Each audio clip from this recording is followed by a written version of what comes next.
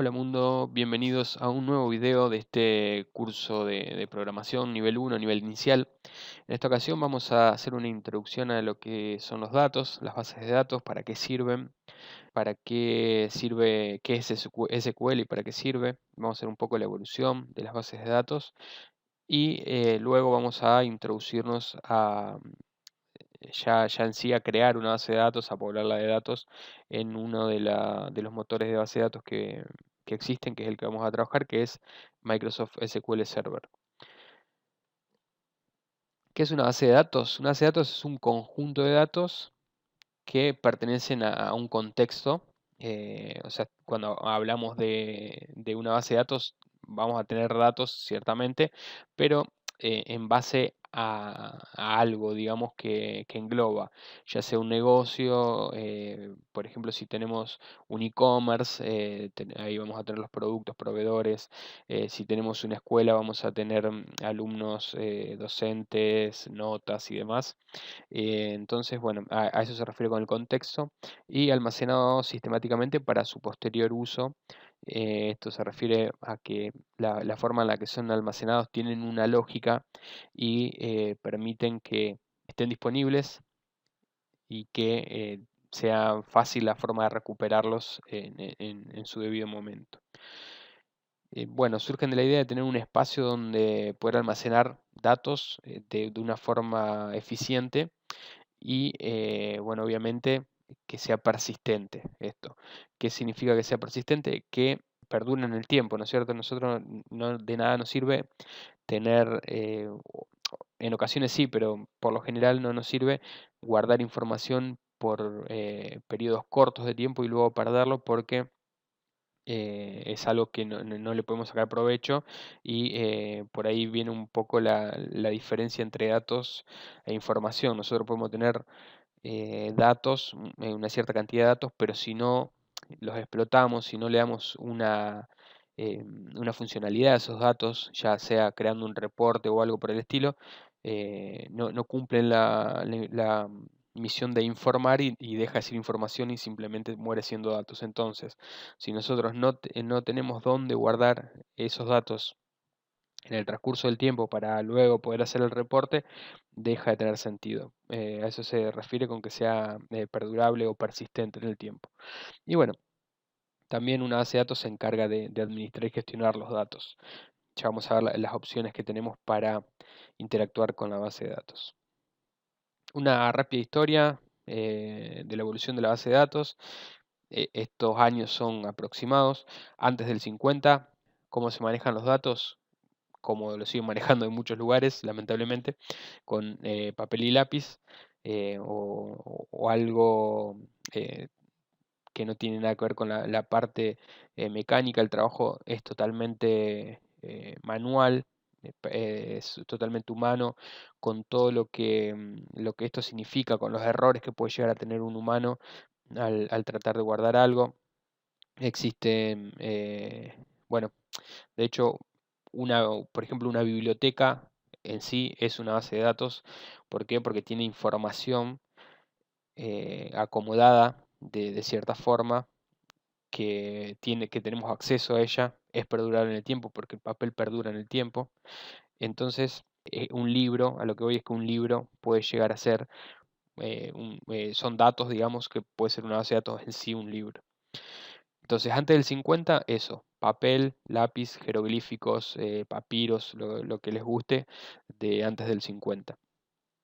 Del 50 al 60 aparecen máquinas tabuladoras, tarjetas perforadas de cintas magnéticas, que son formas de eh, almacenar datos em, perdurables y que tienen sus dispositivos para leerlo. Entonces, ya existen los métodos de obtención de datos en base a eso.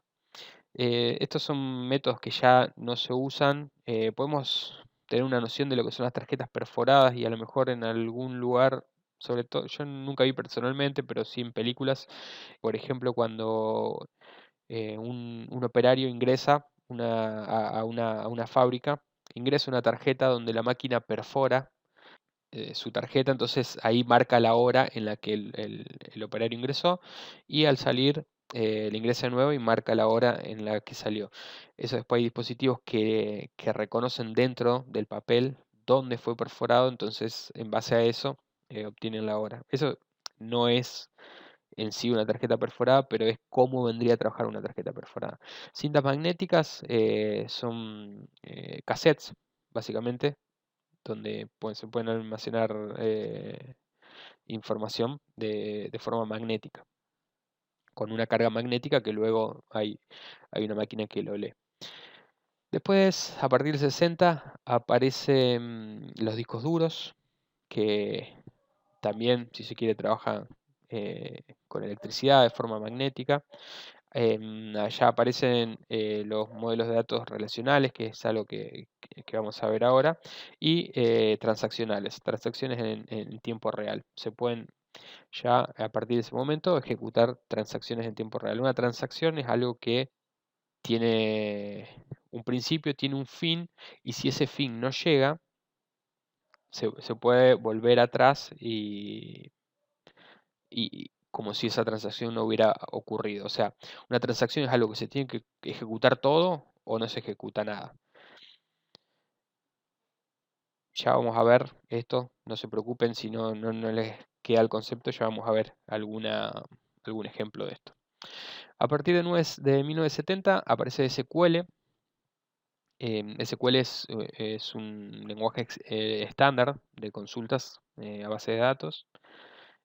Y bueno, aparece en base de datos, entre otras cosas, aparecen bases de datos distribuidas. Una base de datos distribuida es una misma base de datos que está en diferentes ubicaciones.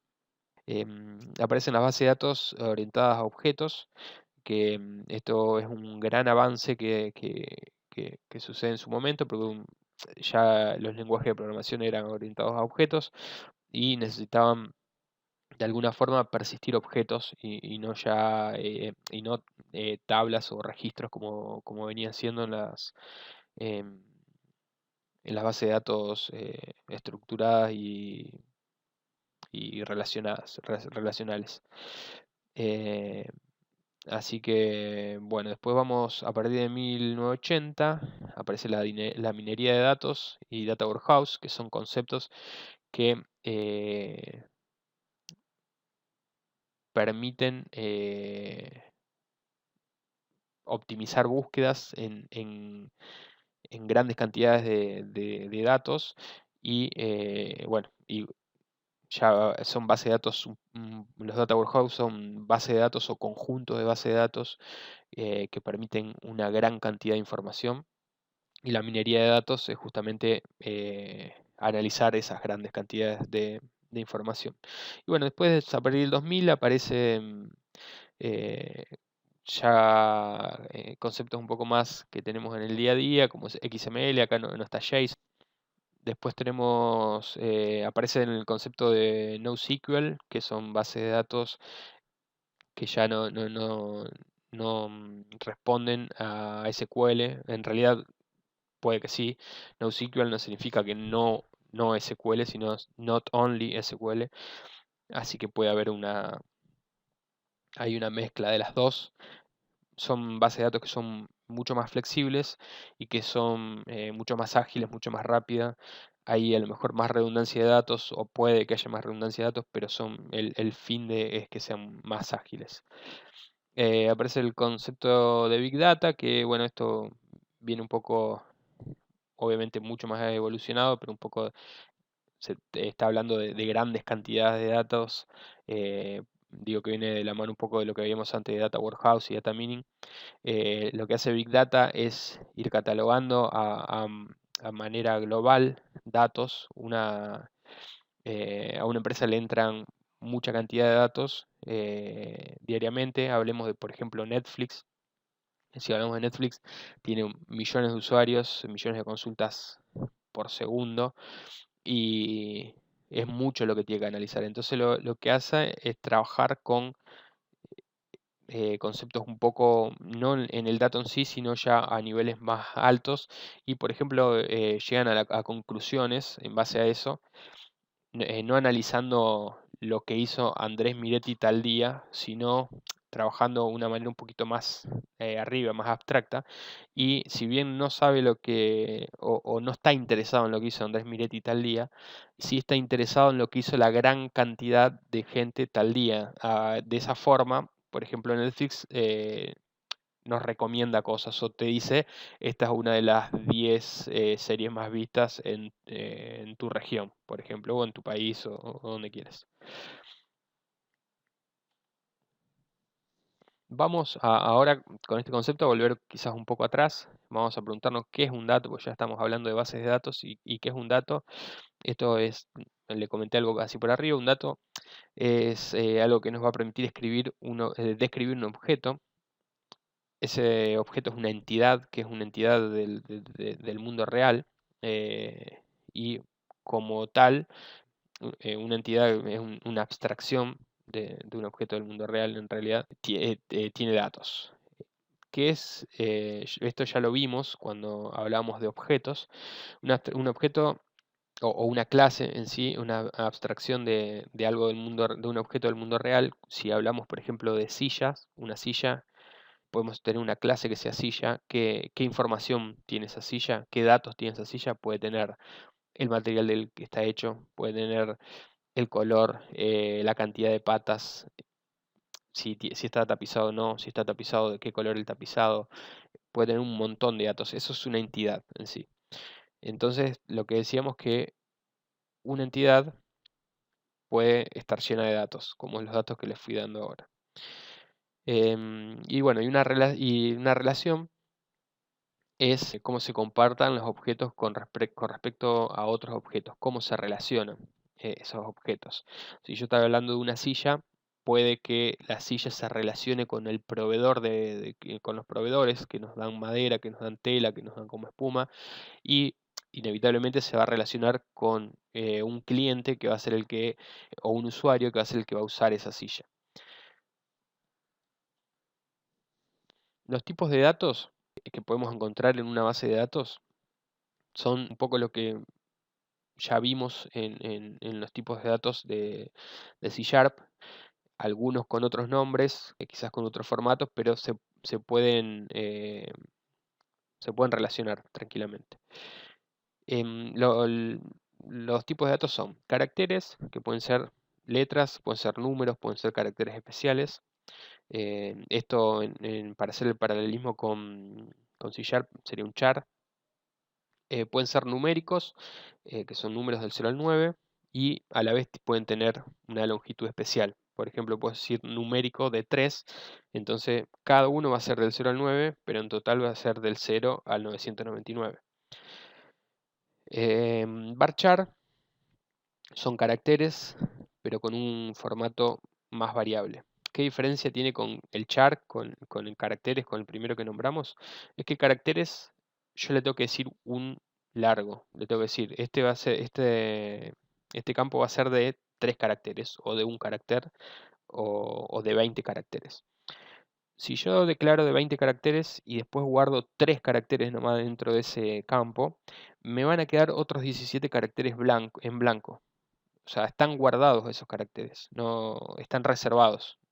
En cambio, el varchar, si yo declaro que va a ser de 20, le estoy diciendo que va a ser como máximo de 20. Si después guardo 3 caracteres dentro de esa variable, dentro de ese dato, los 17 restantes no existen, se achica a 3.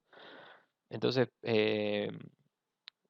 ahorramos un poco más de datos, es un poco más costoso quizás la, la lectura después, aunque no creo que sea para tanto, y ahorramos bastante espacio, sí. El tipo imagen, em, no todas las bases de datos tienen el tipo imagen, porque la mayoría de veces lo que estamos guardando en una base de datos es un varchar donde guardamos la URL de la imagen. La imagen la cargamos a un repositorio y lo que guardamos en el campo imagen, si así lo queremos llamar, es la URL de la imagen. Otra forma de guardar una imagen es guardándolo en base 64. ¿qué hacemos en ese momento? Bueno, se parsea la imagen a ese formato y la imagen se convierte en una serie de caracteres.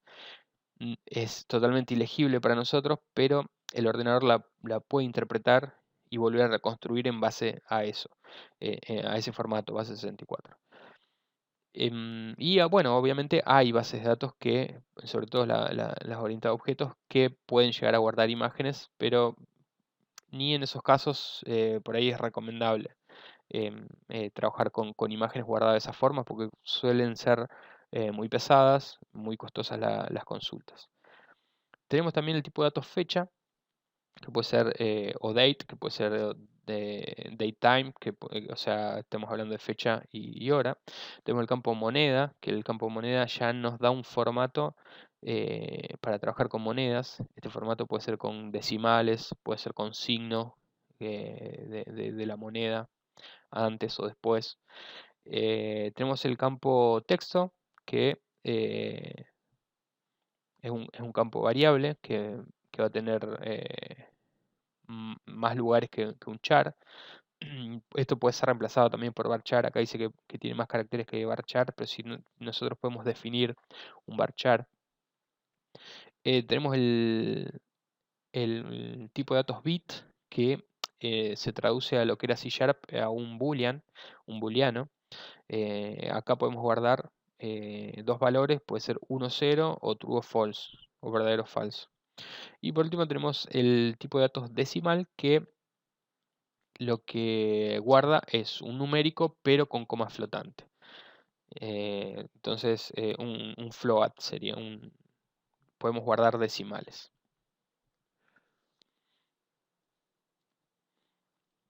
Bien, vamos a ver ahora que ya lo nombramos antes, pero vamos a ver qué es SQL. SQL es Standard Query Language, es el lenguaje estándar para consultas a bases de datos.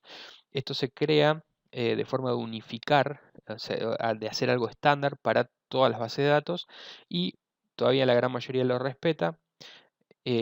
Así que de esta forma podemos tener un lenguaje medianamente genérico para todas las bases de datos para hacer consultas. Los programas de base de datos relacionales usan todos SQL. Ya se acuerdan que hablamos de base de datos NoSQL, donde ya, bueno, esto hay que revisarlo. No en todos los casos se usa, en la mayoría no se usa, digamos. SQL para hacer ese tipo de consultas porque ya trabajamos con otro tipo de formatos. SQL se usa para describir conjuntos de datos que pueden ayudar a responder consultas o queries. Los tipos de declaraciones que puede tener SQL son cuatro grupos. Los dos primeros nos van a sonar más familiares a medida que vayamos avanzando, digamos, en lo que son datos, y los dos segundos nos van a sonar familiares más adelante. El primero, Data Manipulation Language, obviamente habla de la manipulación de datos, y los comandos principales son select, insert, update y delete. Acá vamos a estar trabajando con datos, con los datos que ya tenemos almacenados. El select nos permite recuperar un dato de la base de datos, el insert agregarlo, el update actualizarlo y el delete eliminarlo. Cuando ya hablamos de DDL o Data Definition Language, estamos hablando de definición de datos o de estructura de datos. Un create, ya estamos hablando no de crear un dato en sí, sino estamos hablando de la definición, de crear una tabla donde se va a guardar ese dato, una tabla, una columna donde se va a guardar ese dato. Alter es para hacer un update, una modificación de una tabla, y el drop es para eliminar esa tabla. Los DSL o los Data Control Language lo que nos da la posibilidad es de trabajar con permisos, manejar permisos y permitir o denegar acceso a ciertos usuarios. Y por último, el Transaction Control Language lo que nos permite es manejar la integridad de las transacciones, que es algo de lo que traté de explicarles hace un rato, que quedó medio confuso, pero eh, para esto se trabaja este lenguaje y las palabras claves o reservadas son begin tran, commit tran y rollback. Begin tran es cuando arrancamos la transacción, cuando inicia la transacción, nosotros le tenemos que decir, desde acá va a ser una transacción, ejecutamos todo el código de la transacción, le decimos, bueno, ahora hace un commit tran, que es ejecutar en sí la transacción, y si todo lo que estaba entre begin y el commit no tiene ningún problema, perfecto. Ya se ejecutó la transacción, que puede haber sido guardar un usuario.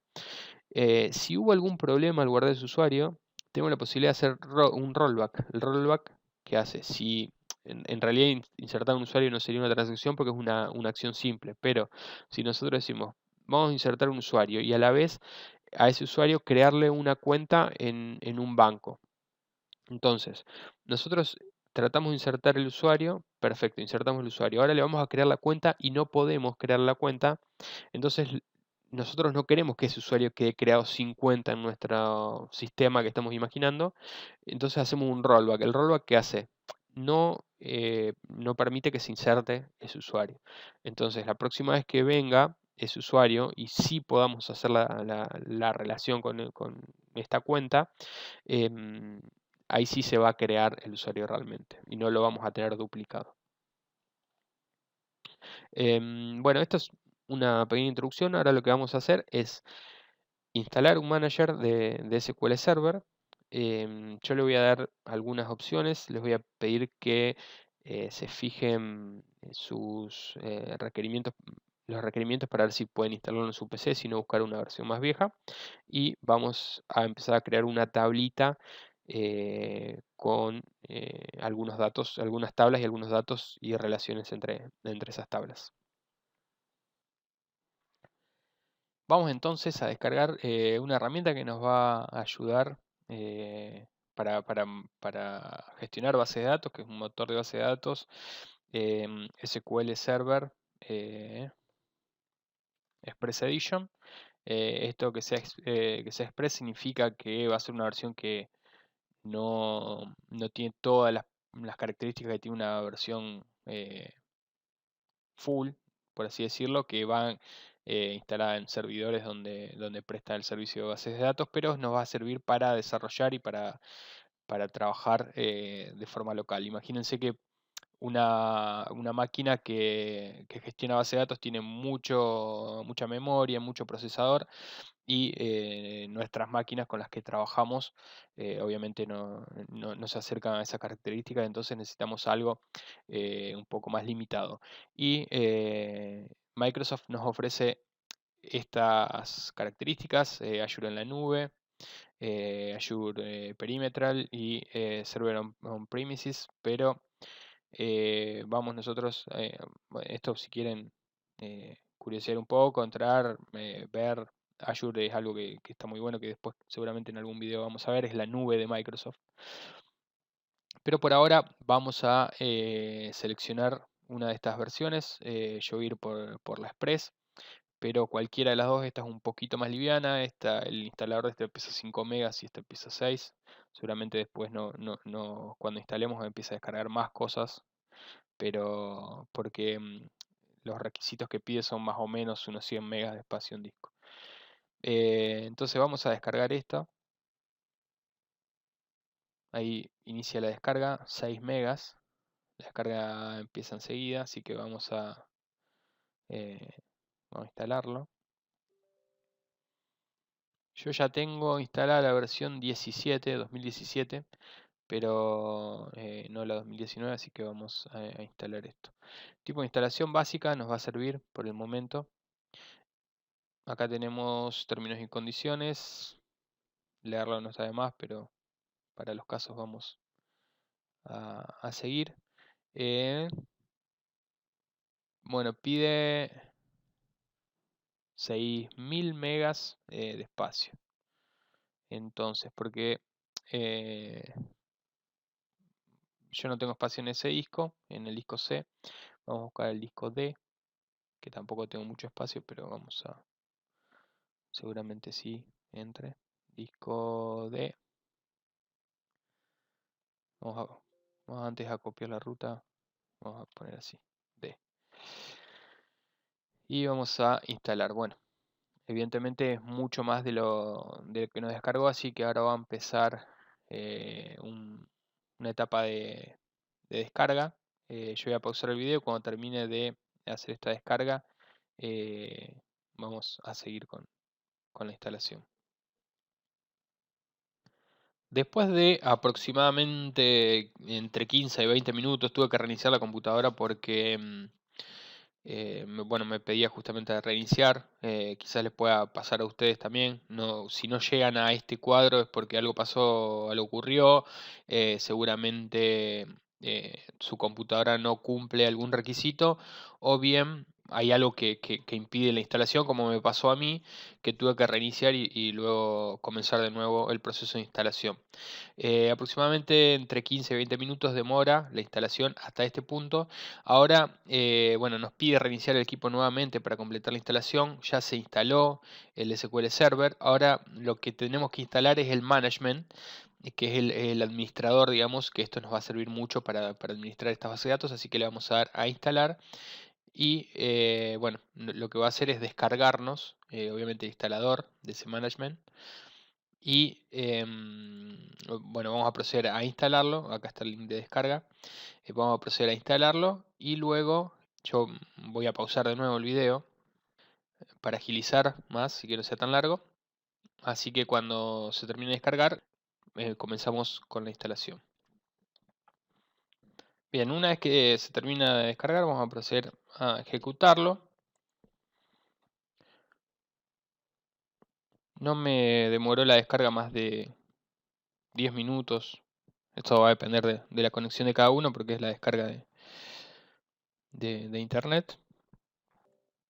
Vamos a ejecutar esto. Nos va a preguntar dónde queremos guardarlo. Yo le voy a dar de nuevo, cambiar el disco de nuevo.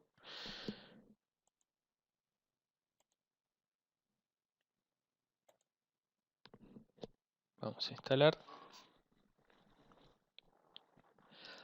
Y bueno, nuevamente voy a pausar el video para seguir con la instalación una vez que ya esté todo descargado. Bueno, en este caso, sin tocar nada, digamos, dejando que instale solo, se termina la instalación y nos pide resetear la computadora, así que vamos a hacerlo y ya volvemos para terminar con esta configuración inicial y empezar a utilizar SQL Server. Bien, una vez que hayamos reiniciado la máquina, ya vamos a poder buscar dentro de las aplicaciones que tenemos instaladas SQL Server Management, perdón. Yo tengo varias versiones, esta es la que instalamos recién, Management Studio 18. Vamos a abrir.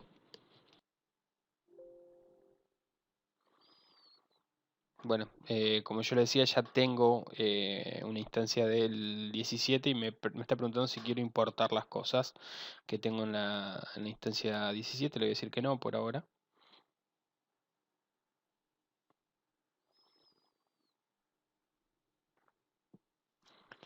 Y bien, ahora me está queriendo conectar un servidor, que el servidor va a ser el nombre de su máquina, barra.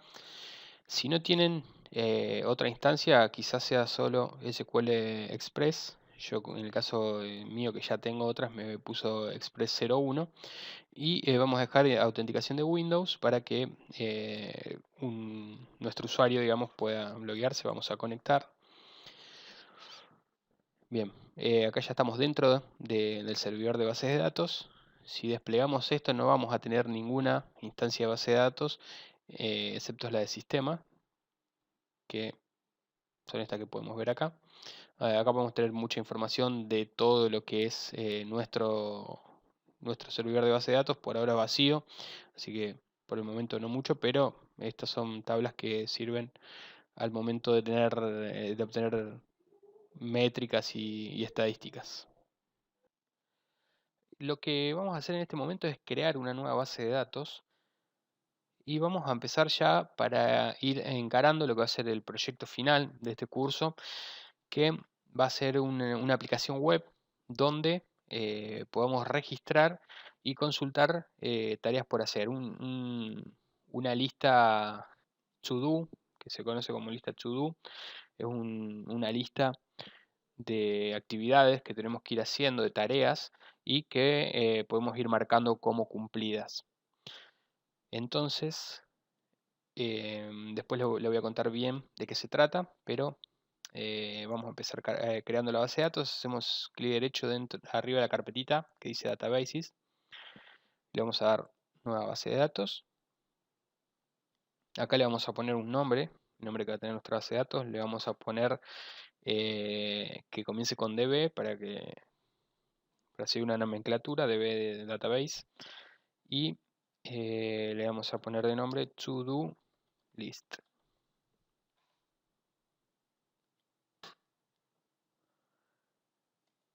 Ok, ahí nos va a crear ya la base de datos. Ya vemos que este es el iconito que representa la base de datos, como veíamos acá en la base de datos de sistemas. Pero ahora si nosotros desplegamos esto, vamos a ver que dentro de tablas no tenemos más que las tablas del sistema. Entonces, en este momento vamos a crear una tabla nueva, pero primero tenemos que identificar qué tablas vamos a crear, ¿no es cierto? Así que vamos a tratar de pensar en qué consiste esta lista de actividades por hacer. Entonces, vamos a hacer algunos dibujitos en Excel, por ejemplo, que ya nos da el esquema de tablas como para ir dibujando algunas cosas. Em, ¿En qué vamos a pensar cuando tengamos una lista? Vamos a tener tareas, perdón, una lista de tareas, ¿no es cierto? Vamos a tener las tareas en sí. A esas tareas le podemos asignar un tipo de tarea.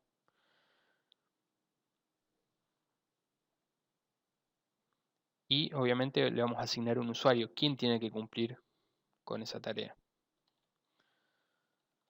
Aunque esta tabla de tipo la podemos omitir por ahora para ser un poco más simple. Yo creo que con estas dos cosas ya, ya podemos encarar este proyecto. Entonces vamos a empezar a definir acá en la entidad usuarios, usuario, y la entidad tarea. El usuario, ¿qué puede tener? Obviamente va a tener un nombre. ¿Qué atributos puede tener? Un nombre, un apellido. Esto puede ir en un solo campo, pero lo vamos a dejar así separado por ahora. Va a tener una fecha de nacimiento. Va a tener un email y un teléfono. Por si más adelante queremos poner alguna notificación vía email o vía teléfono, son datos que nos van a servir. Y yo creo que por ahora va a estar. Con estos datos estamos conformes. Lo que sí, vamos a tener que poner un identificador que sea único, porque, a ver, nosotros podemos tener un usuario, o dos usuarios, perdón, o más, que tengan el mismo nombre y apellido. Entonces, para identificarlo unívocamente, vamos a tener que tener un identificador. La tarea, podemos ponerle un título, podemos poner una descripción, podemos ponerle una fecha estimada de cuándo pensamos que vamos a hacer esta tarea o una fecha de vencimiento, por así decirlo. Vamos a poner una fecha, otra fecha, una fecha de cumplimiento o fecha de realizado. Y también creo que con esos datos ya estaríamos.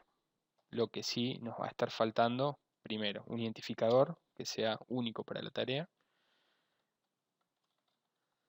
y a esta tarea la tenemos que relacionar de alguna forma con el usuario. Entonces acá vamos a tener el identificador del usuario. ¿Por qué? Porque para nuestro caso, cada tarea puede ser cumplida o asignada a un solo usuario. Entonces, esto es un tipo de relación. Cuando hablamos de que un usuario va a estar involucrado en una tarea, esto es la relación que les hablaba cuando veíamos la diapositiva. Estos son dos entidades y esto es una relación. Ahora vamos a ver cómo se diagramaría esta relación, pero para que sepan es una relación esto. Entonces, ahora vamos, como segundo paso, vamos a asignarle un tipo. ¿En qué nosotros podemos pensar cuando decimos cada propiedad? Un identificador puede ser de tipo entero. El nombre va a ser de tipo string o varchar, si hablamos en lenguaje de base de datos. Apellido lo mismo, varchar. Fecha de nacimiento, fecha. Email, varchar. Y teléfono, podemos pensarlo como numérico, pero le vamos a dar la posibilidad de que ponga caracteres como por ejemplo el más, que se utiliza para referenciar una característica internacional, o los paréntesis en caso de querer poner entre paréntesis la característica. Entonces también vamos a decirle que va a ser varchar. A esto, a cada uno, el varchar le tenemos que dar un largo, que se representa así. Por ejemplo, el nombre le vamos a dejar que ponga hasta 100 caracteres. Lo mismo que el apellido. El email podría ser un poco más largo, podría ser de 200 caracteres. El teléfono no creo que supere los 50 caracteres, así que podemos dejarlo así. Ahora vamos a la tarea. El identificador lo mismo, va a ser un entero. El identificador de usuario tiene que ser el mismo tipo que está acá, porque esto es una relación cruzada, así que, o una clave foránea, que se le llama una foreign key, va a ser entero. El título va a ser un varchar, como máximo de 100. La descripción la vamos a dejar libre.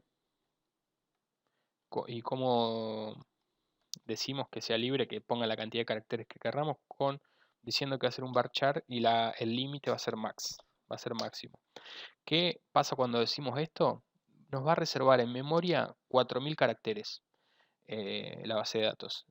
Pero, ¿qué pasa si nos pasamos de esos 4000 caracteres? Nos va a agregar 4000 más. O sea, va a ir reservando de a bloques de 4000. Entonces, esto hace que la longitud sea variable y que nos aseguremos de que cualquier cantidad de caracteres que ponga el usuario va a ser admitida. Y bueno, fecha va a ser date y fecha de realizado va a ser date.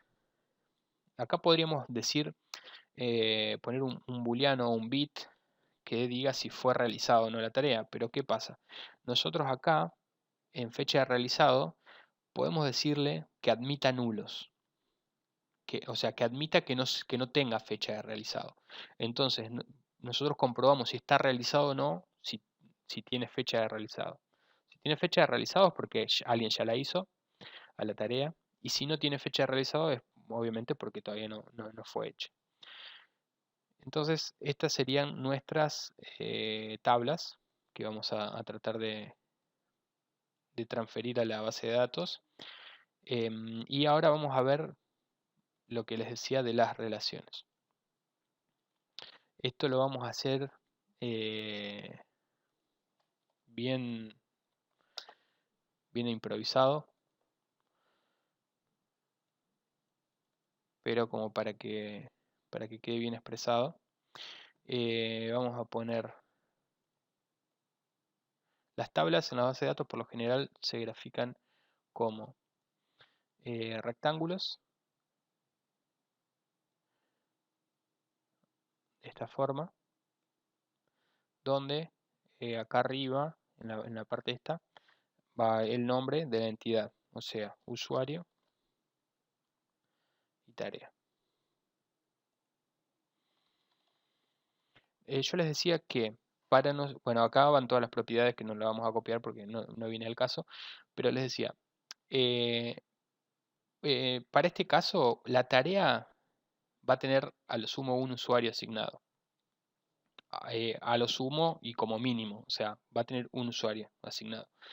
Ahora, un usuario puede tener muchas tareas. Entonces, este tipo de relación, las relaciones siempre se grafican primero con una línea y segundo, desde el origen, digamos, eh, tenemos que decirle cómo va a ser esa relación. Acá nosotros vamos a decirle que el usuario va a ser único con esta rayita y un usuario puede tener asignadas muchas tareas. ¿Cómo decimos ese mucho? Así con una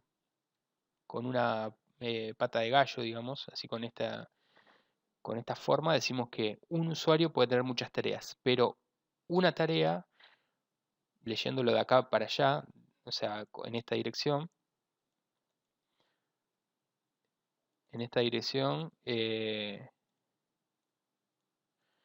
una tarea va a estar relacionada solo con un usuario. Por eso es la liñita esta. Y es uno y solo uno. Si yo en este caso podría una tarea no tener usuarios asignados, que puede ser nuestro caso también, podemos crear primero la tarea y después dejar que un usuario se la asigne o que un usuario asigne a otro.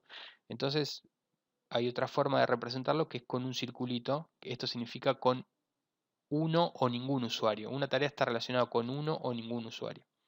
Esto es un tipo de relación. Acá vimos prácticamente todas. Cuando se complica mucho es cuando un usuario, por ejemplo, estaría relacionada con muchas tareas, como es el caso, pero una tarea podría tener muchos usuarios. Entonces acá sería una relación de muchos a muchos y ahí habría que buscarle la vuelta, porque no podría ser esta relación directa. Por ahora lo vamos a dejar, como no es el caso, como estamos buscando un ejemplo bastante simple, no nos vamos a dedicar a ver ese tipo de relaciones, pero está bueno que lo sepan que pueden llegar a existir. Así que bueno, ahora vamos directamente a nuestro gestor de base de datos y ya tenemos la base de datos hecha. Lo que vamos a hacer ahora es crear las tablas que diagramamos. En tablas hacemos clic derecho en nueva tabla. Acá, antes de ponerle nombre a la tabla, ya tendríamos que empezar a poner las características de la entidad. En primer lugar, el ID. En vez de poner identificador, se suele poner solamente ID. Y este le vamos a decir que va a ser un tipo entero. El próximo era nombre, luego apellido. Nombre hace un envarchar de 100, dijimos. Apellido va a ser un envarchar también de 100. Después tenemos fecha de nacimiento. Va a ser un date. Fíjense que la nomenclatura que estoy usando es, o mejor dicho, la forma de escribir que estoy utilizando, es un camel case, donde en realidad el camel case no arranca con mayúscula, pero yo estoy arrancando con mayúscula, y si tengo que usar otra palabra, no uso espacios, pero sí la diferencio o la distingo porque comienza con mayúscula. Como fecha de nacimiento son las dos palabras pegadas, las dos comenzando con mayúsculas. Eso es una forma, una nomenclatura, una forma de escribir. Cada uno puede tomar la que quiera. De hecho, hay muchos que, por ejemplo, empiezan así, en minúscula, y recién la segunda palabra la empiezan en mayúscula. Dijimos entonces fecha de nacimiento, email. Este va a ser un envarchar de 200, dijimos. Y por último, teléfono, que va a ser un envarchar de 50. Perfecto. Acá, si acepta nulos o no, va a depender de nosotros lo que lo que le pidamos como obligatorio al usuario al momento de completar. Por lo general, este tipo de validaciones se pueden llegar a hacer desde la interfaz gráfica. Digamos, nosotros podemos decir que nunca llegue una tarea sin, perdón, un usuario sin un nombre o sin un apellido, pero a la vez también podemos exigirlos desde la base de datos, que es una buena práctica.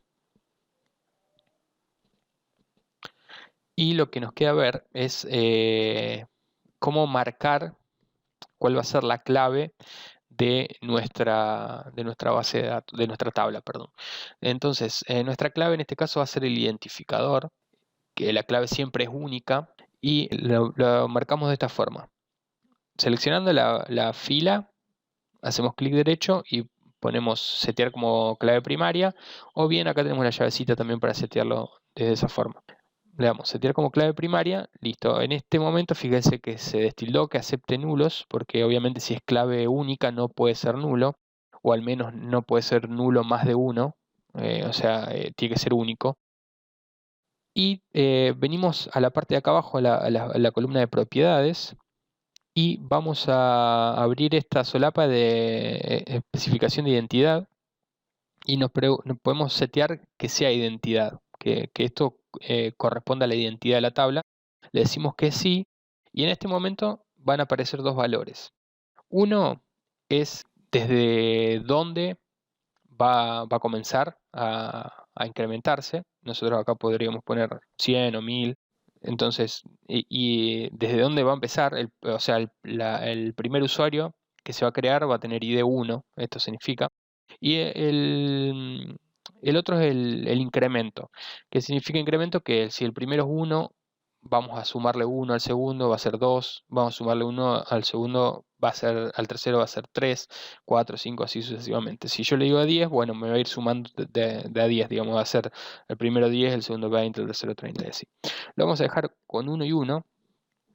Entonces, esto lo que nos permite es que nosotros cada vez que insertemos un usuario nos olvidemos del ID directamente, y el que se va a encargar de asignarle un ID automático y autoincremental va a ser el motor de base de datos. De esta forma, no tenemos que generar un algoritmo para que vaya haciendo eso.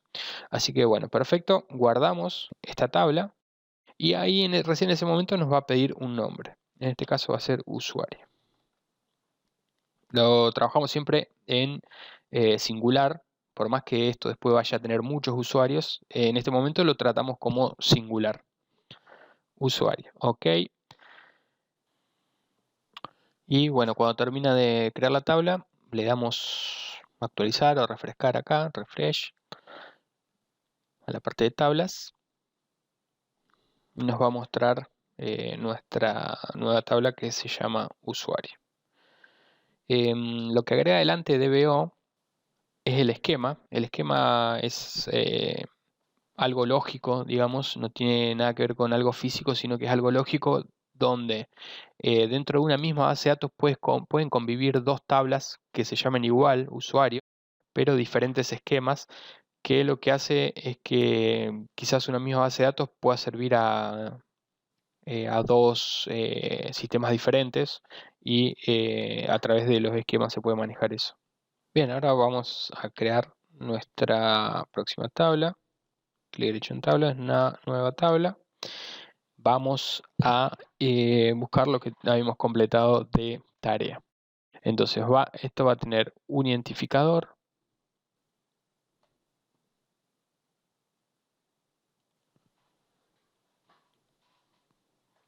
Lo vamos a llamar ID, tipo entero. Va a tener lo que veíamos acá, que es una foreign key que va a referenciar al usuario. Entonces vamos a ponerle usuario, ID usuario, así de simple. También, si recordamos, esto tiene que ser del mismo tipo de lo que veíamos acá. En este caso es entero, así que está bien que sea entero. Vamos a darle un título, que va a ser un varchar de 100, si mal no recuerdo. Vamos a tener una descripción de la tarea, que va a ser un varchar, habíamos dicho varchar max.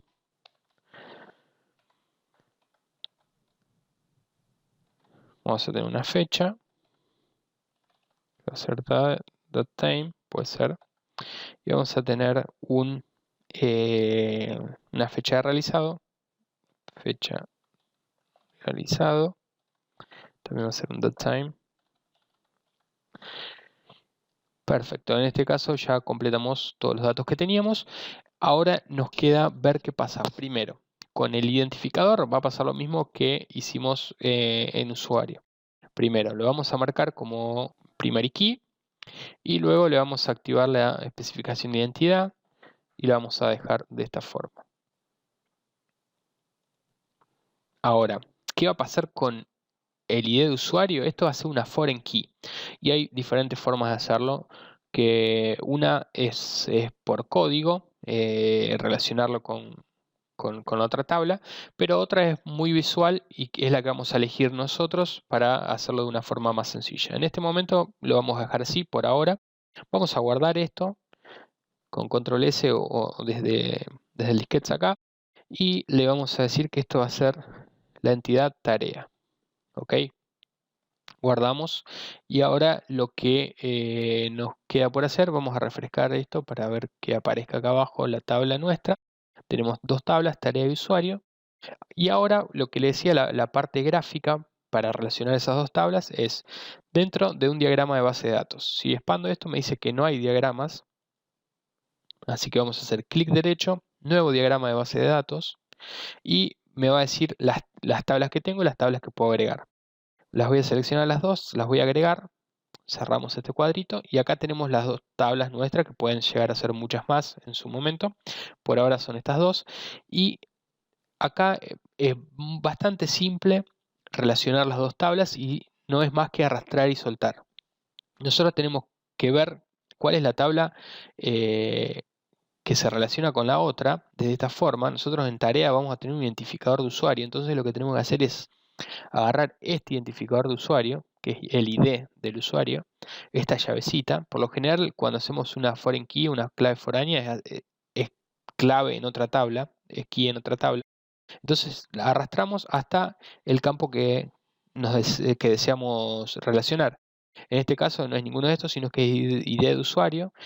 Aquí arriba soltamos y antes de confirmar, obviamente, nos va a pedir una confirmación y nos va a decir qué es lo que quieres estar relacionando. De la tabla usuario, el ID, lo vamos a estar relacionando con la tabla tarea y el campo ID usuario. Acá lo podemos cambiar, pero evidentemente es eso lo que queremos y este es el nombre de la relación de clave foránea o foreign key, que es la abreviación esa de tarea y usuario. Le vamos a dar OK.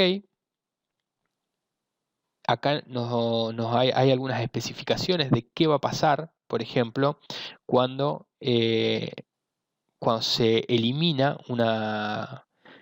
se elimina un usuario, por ejemplo, qué acción debemos hacer sobre la tarea. En este caso dice no hacer nada. Podemos decirle en cascada. En cascada, ¿qué pasa? Nos va a decir que si eliminamos un usuario, nos va a eliminar todas las tareas de ese usuario. Evidentemente no es lo que queremos. Podemos setearlo como nulo. Cuando se elimina un usuario, todas las tareas que tenía en ese usuario se le va a quitar el ID del usuario ese y se le va a poner en nulo. Podemos poner que setear un valor por defecto. Como esto no va a suceder, porque sería medio ilógico que se eliminen y queden tareas a lo mejor que ya están hechas por un usuario y que se elimine el usuario y que esas tareas queden sin usuario asignado. Lo vamos a dejar como no action, que es algo que nosotros total después vamos a filtrar desde la interfaz. No vamos a eliminar usuarios directamente. Hay otra forma de trabajar eso y esto me hace acordar a algo que nos faltó hacer. Le vamos a dar OK. Fíjense que en este momento ya quedó. El diagrama no es muy parecido a lo que teníamos acá, pero si vamos al caso van a ver, esto vendría a ser un infinito, que un usuario se puede relacionar con varias tareas. Así que bueno, esta es otra forma de de diagramarlo. La llavecita te dice que es un usuario y varias tareas. Hasta ahora no se guardó nada. Le vamos a dar guardar a esto. El nombre dejen el que quieran. Para el caso viene bien. Nos va a decir que voy a guardar, pero antes de guardar tengo que hacer modificaciones en estas dos tablas. ¿Por qué? Porque le va a agregar una clave foránea, una relación entre esas dos. Le vamos a decir que sí, que lo guarde, tranquilo. Ya me dice que los ítems fueron guardados y ahora vamos a dar un refrescar por las dudas, pero vamos a venir a ver a la tarea y fíjense lo que pasó con el ID de usuario. Tenemos una llavecita que no es igual que la key, que la primera, pero es una llavecita. Esto significa que está relacionado, que tiene es una foreign key, una clave foránea. Y bueno, en este caso acá no vamos a ver nada raro, va a seguir todo igual. Entonces, en este momento ya tenemos creada la tarea y el usuario. Lo que yo les decía, que el usuario no lo vamos a eliminar. Entonces, lo que vamos a hacer ahora es hacer clic derecho, ir a una vista de diseño. Y acá nos faltó un campo que es activo o algo que me diga que el usuario no fue eliminado. Por lo general, a mí me gusta usar activo. Y esto va a ser de un tipo bit. Si se acuerdan, bit es lo que después en código trasladamos a booleano. Un bit me permite decir 1 o 0 o true o false. Esto después cuando lo pasemos a C# va a ser un booleano. Entonces ya con esto va a estar fantástico. A ver si me explico un poco la lógica de lo que quiero lograr con esto. Voy a decir que no acepte nulos porque va a ser activo sí o no. Lo que quiero lograr con esto es, cuando nosotros querramos dar de baja a un usuario de nuestro sistema, no lo vamos a eliminar, lo vamos a desactivar. ¿Qué ganamos con esto? Que no se pierda las relaciones. A lo mejor nosotros tenemos un usuario activo hoy por hoy en nuestro sistema, que el usuario va a crear una tarea, va a hacer una tarea y la va a cumplir, va a tener fecha de finalización y todo. Ahora, ese usuario el día de mañana no va a estar más en nuestra empresa o en lo que querramos, en nuestro sistema, no va a estar más, pero no lo vamos a eliminar porque si no esa tarea no vamos a saber quién la hizo. Si el usuario no está más en nuestra empresa, en vez de eliminarlo, lo vamos a desactivar, poniendo acá en este campo activo como false. Y nos ahorramos un dolor de cabeza después para encontrar la trazabilidad de quién había hecho esa tarea. Ok, entonces a esto lo guardamos. Bueno, me dice que las tablas no se pueden actualizar, no se pueden editar, sino que si queremos hacer algo por el estilo, tenemos que eliminarlas y volver a crearlas. Esto es algo que tiene Visual Studio por defecto y lo que trata de guardar es la integridad de las tablas, o sea que no modifiquemos datos porque sí en nuestra tabla, porque justamente pueden dañarse. Si yo a esto es un embarchar de 200 y vengo y le pongo que sea un embarchar de 20, hay mucha información que se me va a perder, porque hay emails que son mucho más largos de 20 caracteres. Entonces, lo que trata de hacer es cuidar esa integridad. Pero nosotros podemos desactivarlo a eso viniendo a herramientas, opciones. Vamos a ir a la parte de diseñador. Y vamos a destilar este campito que dice justamente prevenir, guardar cambios que requieran la recreación de la tabla. Entonces lo vamos a destilar, le vamos a dar OK. Y ahora sí nos va a permitir guardar esto. Nos dice que hay riesgo de que se modifiquen estas dos tablas justamente porque están relacionadas. En realidad en este momento lo que vamos a modificar es solamente la tabla usuario. Le decimos que sí. Y listo, ya está guardado el cambio. Si le damos a actualizar acá o refresh, vamos a ver que ya aparece esa columna como nueva. Bien, hasta acá hicimos la creación de las tablas. Ahora podemos trabajar con inserción de datos con consulta de datos y bueno, con modificación si queremos hacer alguna modificación. Para hacer esto tendríamos que venir a hacer una query y escribir a mano, por ejemplo, si es un insert, fíjense que ya reconoce las palabras reservadas, las pone en azul, insert tal dato dentro de tal tabla. Pero hay una forma de esto hacerlo un poquito más fácil, más o menos. Por ejemplo, si nosotros queremos generar un usuario, hacemos clic derecho sobre usuario y le decimos que nos genere un script de select, de inserción, de update o de delete. Entonces, vamos a hacer un select de un script de inserción. Lo vamos a copiar al portapapeles y lo vamos a pegar acá. Entonces, me dice, usando esta base de datos, vamos a insertar todos estos valores dentro de esta tabla. Fíjense, acá está la sintaxis del insert. El insert, cuando queremos agregar un nuevo usuario, en este caso, le decimos insert into el nombre de la tabla con su esquema, el esquema, nombre de tabla, y vamos a enumerar los campos que queremos asignarle datos. Si recuerdan, nosotros tenemos campos que son obligatorios y campos que no. Estos primeros tres campos son obligatorios, son not null. La fecha de nacimiento es nulable, el email es nulable, el teléfono también. Entonces, nosotros a estos tres campos los podríamos omitir de ser necesario. Y lo único que sería obligatorio es el resto de los campos. Vamos a dejarlo por ahora y vamos a hacer lo siguiente. Fíjense que acá directamente el ID no aparece porque es automático, es autoincremental. Y así que vamos a crear un nuevo usuario. Como nombre, siempre entre comillas simple, va en lo que es texto. Vamos a ponerle Andrés. Separamos con coma, acá ya estamos hablando del segundo parámetro. Vamos a ponerle apellido Miretti. La fecha de nacimiento no la vamos a poner por ahora porque no se escribe así simplemente la fecha de nacimiento, sino que tiene un formato que después lo vamos a estar viendo. Así que vamos a quitar fecha de nacimiento, vamos a poner un email.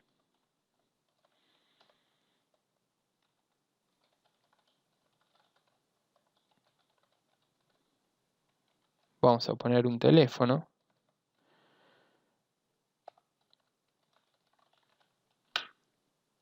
Y le vamos a decir si va a ser activo o no. Como les decía, esto es bit y es 1 o 2. 1 es para true y 0 para false.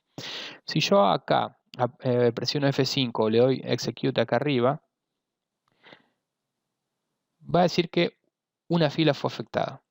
Quiere decir que se introdujo una fila. Fíjense que si bien yo no le puse fecha de nacimiento, como puede ser nulo, no me dijo nada. Ahora, si yo no le pongo nombre, por ejemplo, le quito el valor nombre y ejecuto esto, es decir, que no se puede insertar el valor nulo en la columna nombre porque no admite valores nulos. Así que bueno, eso al activarlo así como no nulo, ya es una validación previa que tenemos nosotros. Entonces, según lo que nos dijo, nosotros ya tendríamos acá un usuario creado. Le vamos a dar clic derecho, seleccionar las primeras 1000 filas. Ahí ya va a generar una consulta select, que va a ser lo mismo que si nosotros escribimos acá el select asteriscos para todos, seleccioname todo de, o sea, from la tabla DBO, que es el esquema, y fíjense que acá ya nos propone lo que queremos buscar, usuario. Entonces ahí apretamos F5 y ya nos trae la lista de todos los usuarios. En este caso tenemos uno solo creado, que es el que creamos recién. Lo mismo podemos hacer para tarea y lo único es que cuando nosotros hacemos un insert para una tarea, vamos a generarlo en una nueva ventana. Lo que nosotros tenemos que tener muy en cuenta es que este ID de usuario que aparece acá tiene que ser un usuario que ya exista. Nosotros no podemos ponerle, por ejemplo, acá, si yo le pongo 2, en título vamos a poner tarea demo, en descripción inventamos algo. En fecha, estas fechas sí son obligatorias. No, no son obligatorias, así que para no complicarnos no la vamos a poner. Ninguna de las dos. En realidad fecha sí debería ser obligatoria. Esta no, pero la fecha sí. Y acá borré de más el paréntesis. Entonces, vamos a quitar estas fechas de acá.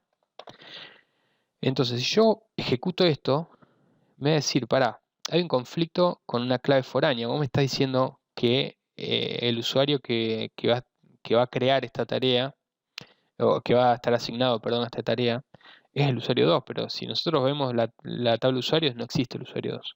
Entonces, esta es la única restricción que vamos a tener cuando querramos crear una tarea, que si va a haber un usuario 2 y todavía no está, bueno, creemos el usuario 2 primero, o si no, asignémosles un usuario que ya está, como por ejemplo el 1. Entonces, ejecutamos esto y ahí ya nos dice que pudo crear bien el registro.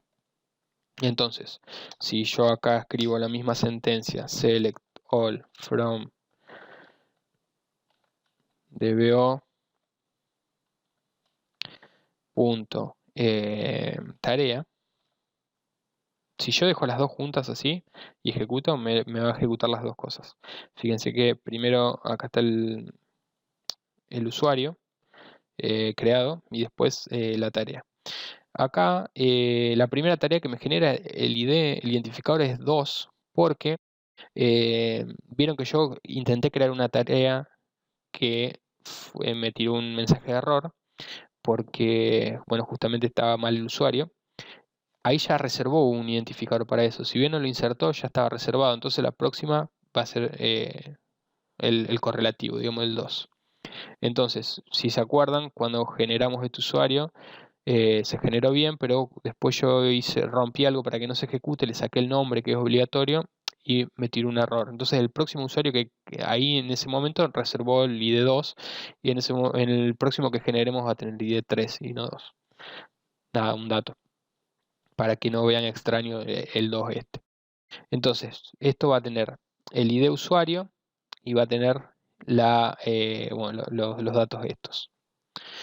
Ahora, acá tenemos las dos consultas por separado, pero también hay un tipo de consulta que puede llegar a relacionar las dos tablas estas.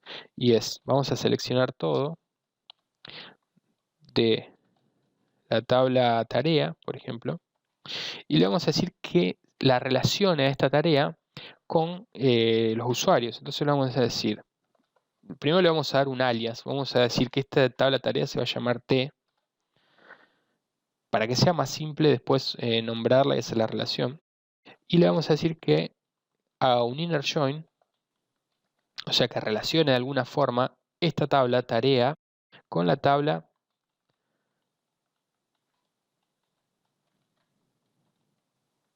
usuario, y a este le vamos a dar el alias U. Ahora, acá ya sabe qué tablas tiene que relacionar, pero no cómo relacionarlas. Y nosotros acá le tenemos que decir on o cómo relacionar esas dos tablas. ¿Cómo? Primero, la tabla tarea va a tener un ID de usuario, entonces le vamos a decir, este ID de usuario tiene que ser igual a la tabla usuario.id. Entonces, de esta forma me va a relacionar la tabla tarea con la tabla usuario a través de la clave foránea. Si vamos al caso, este es el ID de usuario y este es el ID de usuario de la otra tabla. Entonces, si ejecutamos esto, si queremos ejecutar solo una sentencia, la seleccionamos. Porque si yo ejecuto todo así, va a haber tres consultas separadas, como ven. Pero si yo quiero ejecutar solo esta, la selecciono y ejecuto. Y acá vamos a tener todos los datos de las dos tablas unidas.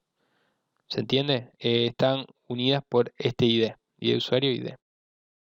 Después si queremos, acá estamos seleccionando todos los datos, pero si queremos, por ejemplo, podemos traer de la tabla T, que es la tarea, podemos traer solo el título, y de la tabla de la tabla usuario, podemos traer solo el apellido, por ejemplo. Entonces, ejecutamos esto y me va a traer el título de la tabla tarea y el apellido de la tabla usuario. Entonces sabemos que este puede ser un reporte. La tarea esta la tiene que hacer Miretti, por ejemplo. Bueno, así como esto, hay un millón de consultas que podemos llegar a hacer a nuestra base de datos. Podemos eliminar, podemos actualizar, pero esto es siempre trabajando sobre consultas escritas de esta forma. Yo ahora en el próximo video, cuando ya veamos cómo crear una API, que va a ser el próximo paso para nuestro proyecto, vamos a estar viendo que todas estas consultas las podemos hacer, lograr de una forma un poco más visual y trabajando directamente con objetos, que era a lo que nosotros nos dirigíamos, digamos. Hay una forma de todo este tipo de consultas hacerlos más visual, más intuitivamente, que usando SQL, que es este lenguaje estándar para consultas. Y así que por ahora, hasta acá va a ser este video. Este video fue bastante importante, les pido que presten atención, que realmente entiendan lo que hicimos, que fue crear estas dos tablas, relacionarlas a través del diagrama de base de datos, que es el que tenemos acá, y luego insertamos datos en las dos tablas, haciendo clic derecho y abriendo este Insert To. Podemos actualizar, pueden eliminar, también pueden ir jugando un poco con esto. Por ahora no van a romper nada. Estas opciones de acá arriba sí pueden llegar a romper, porque lo que va a hacer es eliminar la tabla, no el contenido de la tabla. Con esto tienen que tener cuidado cuando estén en una base de datos en productivo, porque pueden generar problemas al eliminar una tabla, sería catastrófico. Si tiene permiso, muchas veces los permisos que nos dan a un desarrollador no es el de crear o modificar tablas o estructuras de datos, sino el contenido de la tabla. Bien, en definitiva, entonces sí, en este video aprendimos a crear tablas, la base de datos, a relacionarlas, a insertarle datos y a consultarlas. Este select que hicimos acá también lo podemos hacer un poco más visual. Como les decía, select top 1000 me va a hacer una consulta donde me va a seleccionar las primeras 1000 registros. En este caso tenemos uno solo, pero si tuviéramos 1010, hay 10 que no lo vamos a ver. Entonces este select top 1000 lo podemos borrar y ejecutamos eso y nos va a traer la totalidad de los registros. Otra de las opciones es editar.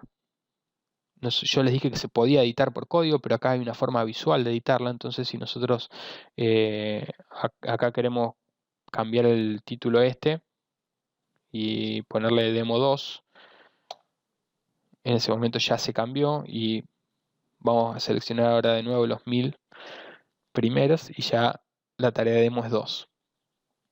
Entonces, bueno, ahí ya vimos otro tipo de consulta, que es la actualización.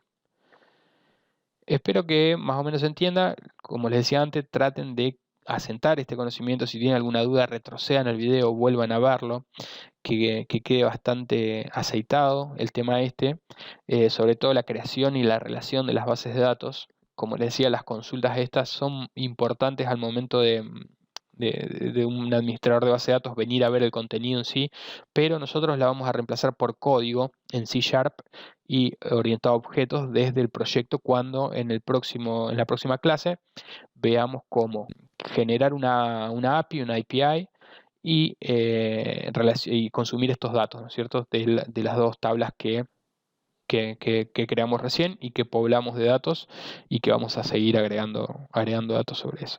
Así que cualquier duda que tengan, no duden en acercármela a través de cualquiera de los medios disponibles, y nos vemos en el próximo video, entonces, donde sí ya vamos a ponernos a trabajar con código y generar una API para visualizar y manipular estos datos. Nos vemos en el próximo video.